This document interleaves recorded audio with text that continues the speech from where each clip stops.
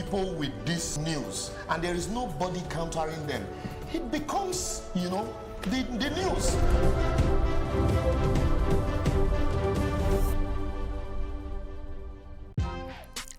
Welcome to Tea Time on Plus TV Africa, where we bring you the biggest entertainment stories and, of course, analyze them for you. You can have both parents and still end up as a useless child. I see them every day. Most times I worry more about where I'm coming from and where I am now, and that determines my next step. Why are you sounding like Alibaba now? Plus TV Africa, we're feeling good. No time to dull, everybody feeling alright.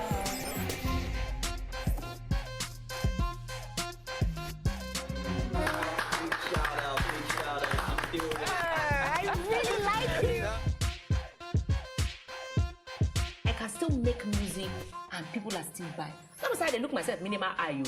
Apala music is for mature-minded people. I got DMs sometimes from Malawi, like, Sleeping early.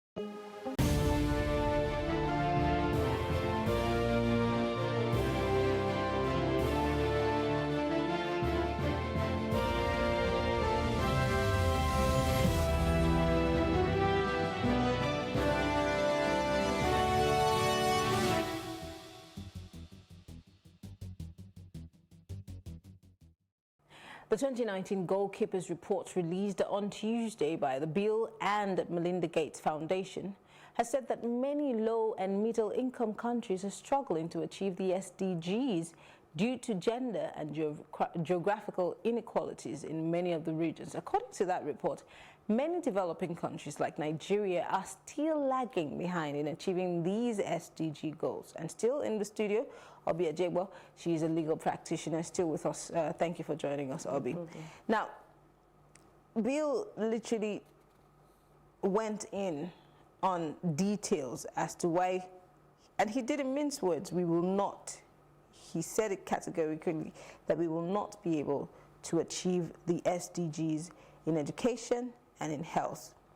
Now, yeah, he talks about the fact that there's been impressive growth in some places, but in Nigeria, he talks about the fact that we have issues of inequality and how geography and gender stacks the deck for and against us. According to that report, many developing countries like Nigeria are lagging behind in terms of gender inequality. It said the percentage of people in Nigeria's region suffering from inequities based on geographical and gender barriers are still very high. Now, without even going too far, in Nigeria, the girl-child education is pretty low. But it's improving. Well, as at last year, 15 million plus children, or 13, were out of school. 80% of those children who were out of school were girls. And one would think that in the 21st century, we would be very akin to sending every child to school, whether male or female. But here we are, still making the list for negative inequities such as lack of education for the girl child. I'm just wondering, I mean, you're a lawyer, you're in this country. There are people who don't see a girl child as a child, you know, that's a problem. So why spend money on the girl child? You need a man. As of 2017, or is it 2018, traditionally an Igbo woman cannot inherit. It only took UKG and UKG, just 2017 or 2018, to change that, the Supreme Court landmark decision that women have a right to inherit.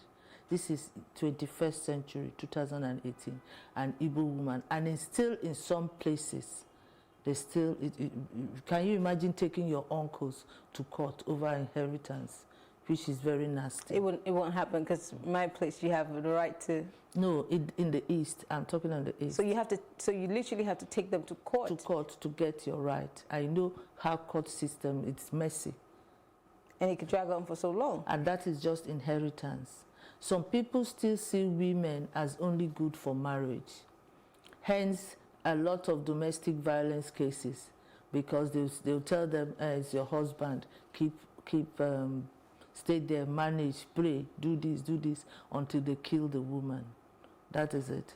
And then also some women, some people don't value women. You have people that have 6, 7 women and they drive away the mother and the children because they feel a woman is not a child. And these inequities don't stop there at home. It goes to the workplace. And it is also captured in this report where women are passed over.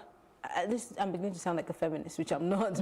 But women are passed over even when they're qualified for the job and given to men, no matter how hardworking they are. That is why women that are on top are hard, because they've had to work twice as much and prove. And then first of all, they have to get rid of a woman sleeps before she attains. Do you understand all this thing about? Yeah, you slept your way up, but we hear this kind of things. And all those things. So when they get there, they are very hard and they're passionate about things.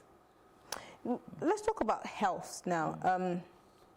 That report has talked about the gaps. Let's look at the gaps. He says, in that report, it shows that Nigeria and other sub-Saharan countries are not expected to achieve SDG targets for both child mortality and education. Let's look at our healthcare facilities. When I was a child, a health post was a few meters away from it was a few meters away from every home. It wasn't so far. But those have seemed to disappear. I don't know if they're reappearing, but the health posts are not. And even if you see them, they're empty. There are no doctors. There might just be one nurse. And then we have maternal mortality rates spiking through the roof. And then we also have the issue of doctors migrating to other parts of the country because of brain drain. Let's look at that. First of all, I can only talk about Lagos because I've lived all my life in Lagos. About 4 or 5 years ago, Lagos decided to revamp most of its health centers because what we need are health centers within kilometers of your house, so that any problem you have, you go there and go. And they revamped the Bado Road. That is working excellently. They've revamped Elegushi, and they've not revamped Igbo, but those two are modern. You have everything. Occasionally, when I don't feel like going to my doctor, I go to the health center because I feel better doctors are there because government workers are well trained. So I go to the health center, and I must say I'm very, very blessed. I don't know about Anambra, my home state, because I don't go there regularly. But now also something to do with child mortality is these people reading the Bible upside down, that we should give birth like a Hebrew woman. Woman, you need cesarean. No, that means I'm not a woman. But then there are also apart from the traditional belief systems, we also have religion. So the issues of blood transfusion, a person might be actually bleeding from childbirth, a person might lose, and then it's losing blood. And the husband says, well, it's against our religion. You cannot in any way do blood transfusion. How do we deal with that? There are cases now that says that when you have to think about life, the case in particular, I've forgotten the name of the case, but it was decided about 2 years ago when a father refused a child blood transfusion, and the doctor now took it upon himself to do that blood transfusion, and they took it to court, and the court said that the doctor was right in what he was doing because it's his duty to save life. And I think that locus should come to the one, because I don't understand why somebody will bleed to death because of your bad interpretation of the Bible. Interesting. So now there's something very intriguing in this report. The report says that very few developing countries are projected to meet these health and education SDGs. It is projecting that many of these countries will not even meet that target by 2050. So there is no hope in the nearest future, even the farthest of futures.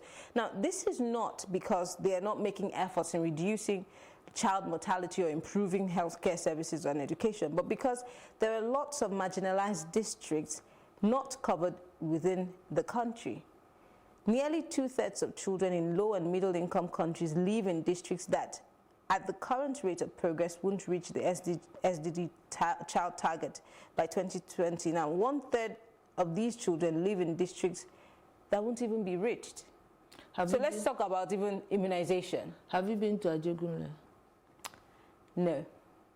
Go to Ajegunle. There's a slum my church ministers to at Jakonde. When people are coming out of there, my heart bleeds.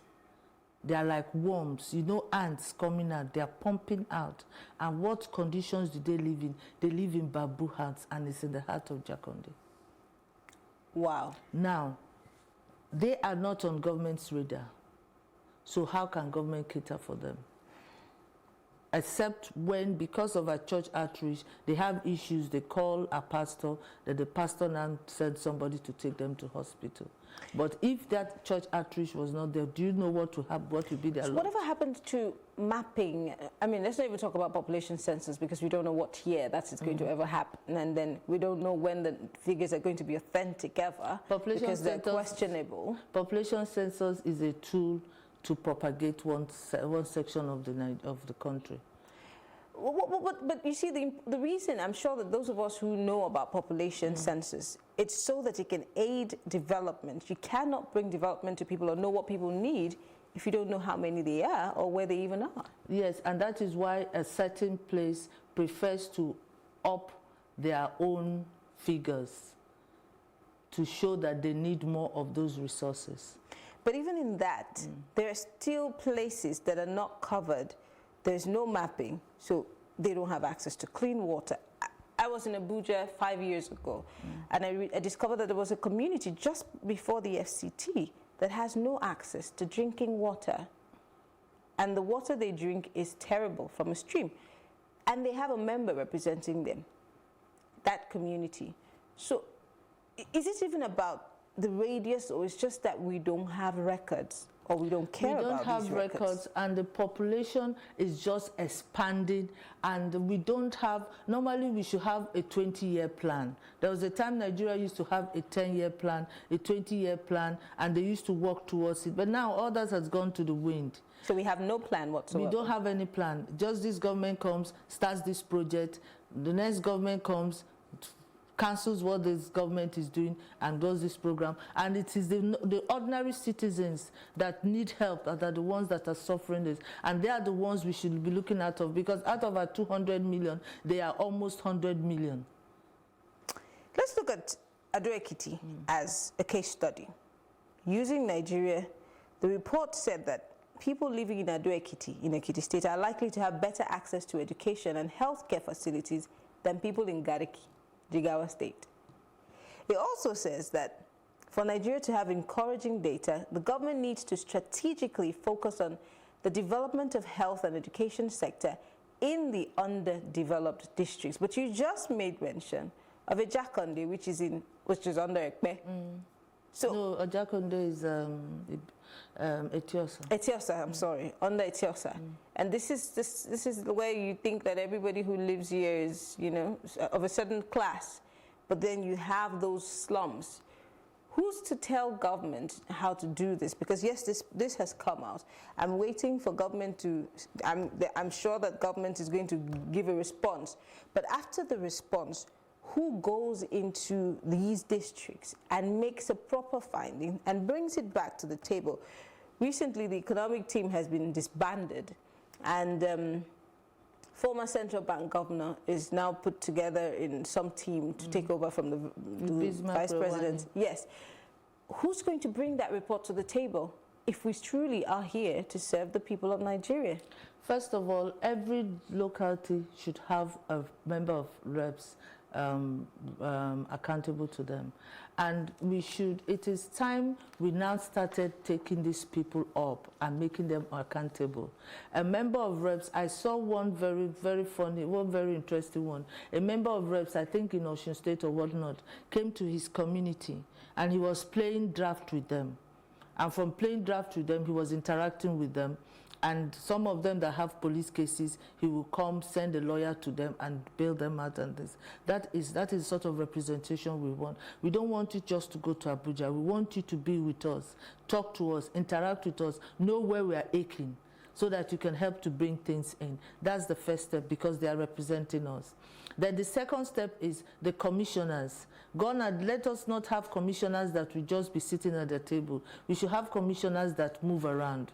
Commissioners, like when Fashola was governor, he used to move around at night to check things out. We should go back to that system, because people must have, for this nation not to boil, we must start taking steps that will impact on the ordinary man. All right, so this report, just for the benefit of those who are watching, is not to make Nigeria look bad. It is to educate people on where there are gaps and where the progress is and what we need to do to try and achieve these goals. And I asked this question earlier on. Will we as a country take this report and do anything with it? Or do we always quickly issue out agendas? Yes, and then we move on to the next issue. With the government of the day, do we see that actually happening?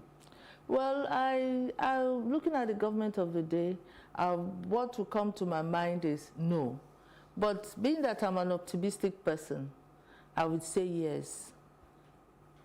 Maybe the Speaker of the House of Reps, maybe somebody can get across to him and tell him, look, this is what we want. Talk to these people. We need to start talking to these people to make it a change. What about us, the people? Because education is also part of the problem. Who's going to be reorienting the minds of people? What's the orientation going to take place? Who's going to educate the people on this so that the people can in turn ask government to be responsible to them? Because the average person in that slum has no idea about this report. The journalist may, the accountant may, the economist may, the politician might. But who tells the people who need this help about this so that they can place a demand on the people that they have elected? Remember, I always say, put square pegs in square holes. Now we have a National Orientation Agency. Now the National Orientation Agency should be able to be letting out things on, people don't know that there's free education in Lagos. Until I wanted to put somebody in school. And I found out that you can go to school in Lagos and not pay, but you pay for your uniform and you pay for some other things. Very small things. So you find children that are on the streets and nobody knows. So I had to tell some friends, look, with about 40,000, 50,000 a term, you can train a child. Let's do that, So, but I just discovered that because I stumbled upon it. Because I wanted to do something.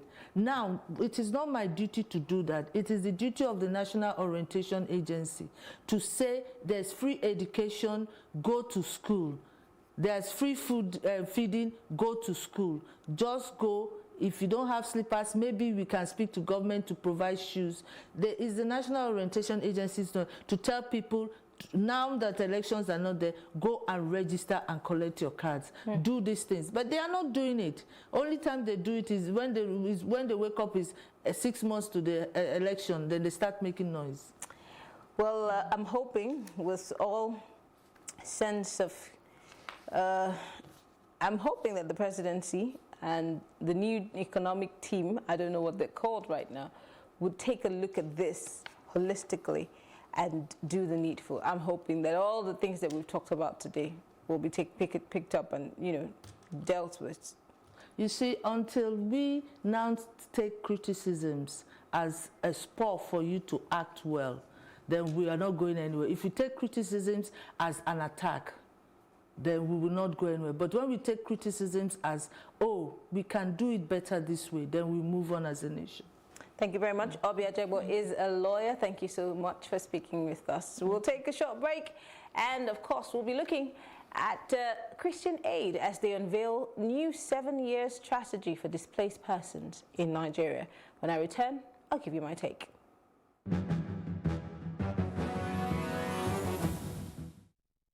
The Nigeria of our dream, the Nigeria we have envisioned in 7 years, it's impossible for only Christian Aid to achieve it.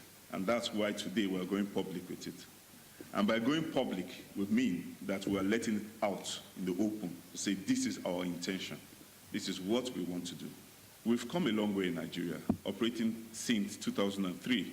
We started out with a vision called Transforming Hope into Action. That vision led us into another vision, which we call Partnership for Change. Today, we are launching a new strategy, building up on the 2 different strategies we've actually lived in Nigeria, building on those 2 different strategies over the last few years. Today, we're launching a strategy called Standing Together. And